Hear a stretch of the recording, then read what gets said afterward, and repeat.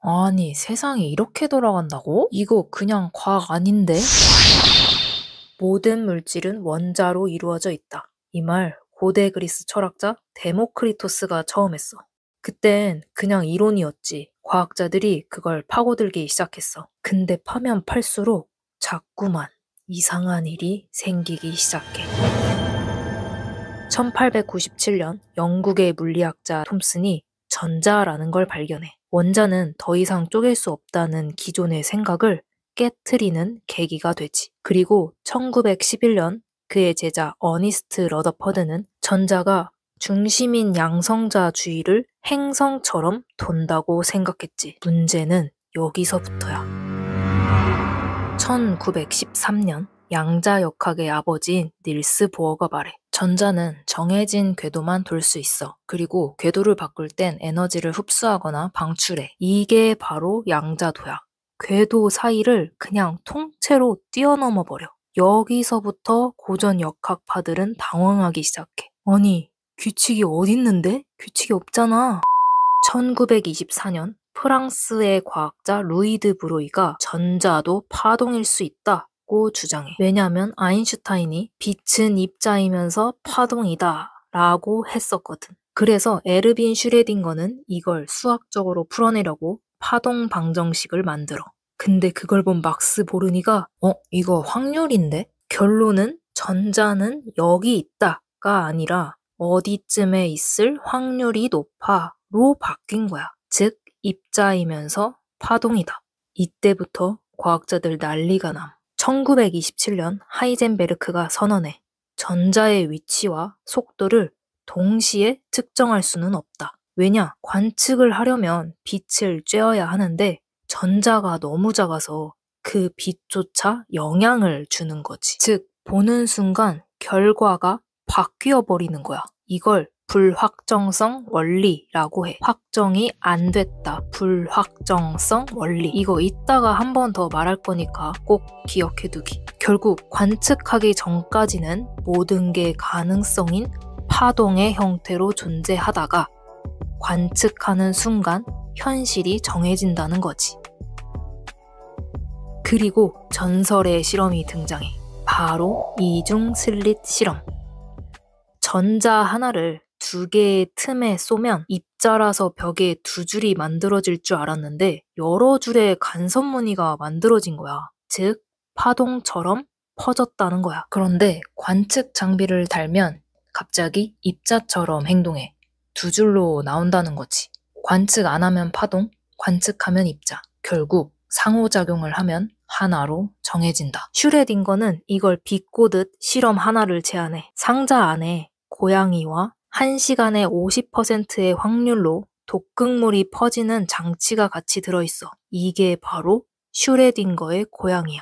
1시간 후에 고양이는 어떻게 될까? 정답은 살아있으면서 동시에 죽어있는 상태. 상자를 열어보기 전까지는 그런 상태라는 거야. 이게 바로 양자 중첩. 결과가 확정되기 전까지는 모든 가능성이 겹쳐져 있는 상태라는 거지. 그리고 보는 순간 한 가지 현실로 정해진다. 여기서 아인슈타인은 고전 역학파이니까 당연히 납득이 안 되지. 고전 역학파는 답이 정해져 있어. 이거면 이거고 저거면 저거야. 세상은 정확하고 예측이 가능한 규칙이 있다는 입장이거든. 그래서 유명한 말을 남겨. 신은 주사위 놀이를 하지 않는다. 세상은 원인과 결과가 있어야 하고 자연에는 정교한 패턴이 있어야 한다는 거야. 근데 양자역학은 확률로 결정되는 세계를 말하잖아. 아, 이것도 맞고요. 저것도 맞습니다. 하니까 당연히 말이 안 된다고 생각하지.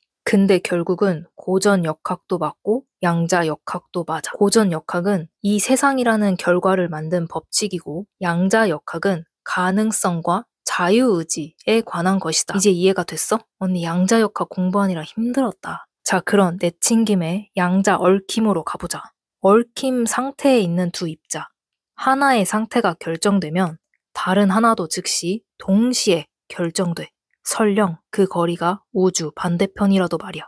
아니, 그럼 빛보다 빠르게 전달된다는 거야? 아니지. 이건 속도의 문제가 아니야. 왜냐하면 속도는 시간이 있어야 하거든. 속도는 시간분의 거리잖아. 양자 얽힘에는 시간이 없어. 즉시 일어나니까. 양자의 세계에서는 시간이 흐르지 않는다. 이 개념은 상대성 이론에도 나와. 시간은 상대적이라는 거야. 인터스텔라 봤지? 중력이 센 행성에서는 시간이 더 느리게 흐르잖아. 결국 양자역학과 상대성 이론 둘 다 시간이 고정된 것이 아니다. 그런데 이 말을 수천 년 전 부처도 했어.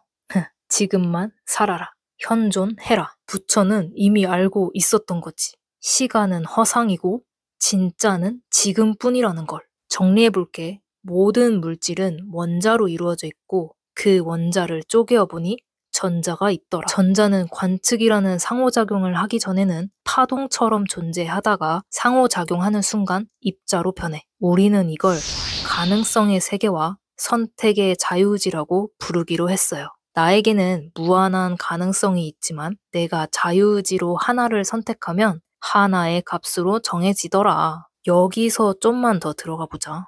이게 지금 우리 현실이라고 해보자. 불확정성의 원리로 확률로 정해진다고 했잖아. 우리도 이제 확률로만 가는 거야. 내가 다음으로 하트를 골랐어. 그러면 갑자기 꽃으로 바꿀 수 있어? 아니잖아.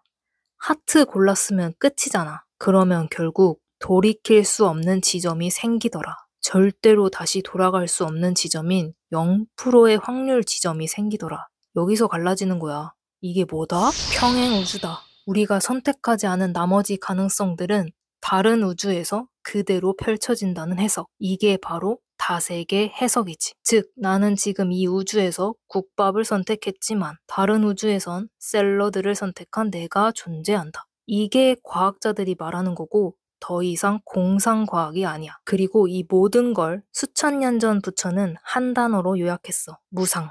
모든 존재와 현상은 영원하지 않고 끊임없이 변한다. 고정된 건 없어. 불확실하고 열려있고 계속 변해. 고통이 어디서 온다고? 이걸 고정하려는 욕심에서 시작이 된다. 그래서 부처는 말했어. 지금 이 순간만 살아라. 양자역학이 말해. 관측하기 전까지는 시간이 없다. 결정되는 건 지금이다. 부처가 말해. 지금이 전부다. 과학도 영성도 결국 다 같은 이야기를 하고 있더라. 정리해보자. 넌 가능성의 집합이야. 그리고 그 가능성을 네가 선택해. 양자역학이 말하는 진짜 메시지는 그건 자유의지야. 그건 창조하고 현존하는 거야. 과학이 영성을 따라오고 있어. 수학, 실험, 공식으로 도달한 그 진실이 수천 년 전 영적인 존재들이 도달한 그 자리와 만나고 있어. 그러니까 네가 지금 이 순간 깨어있으면 그게 곧 우주가 깨어있는 거야. 이러는데 아직도 영성을 모른다? 알람시계 울리고 있잖아. 네 안에 신성 깨우는 거 지금 해야 돼. 지금.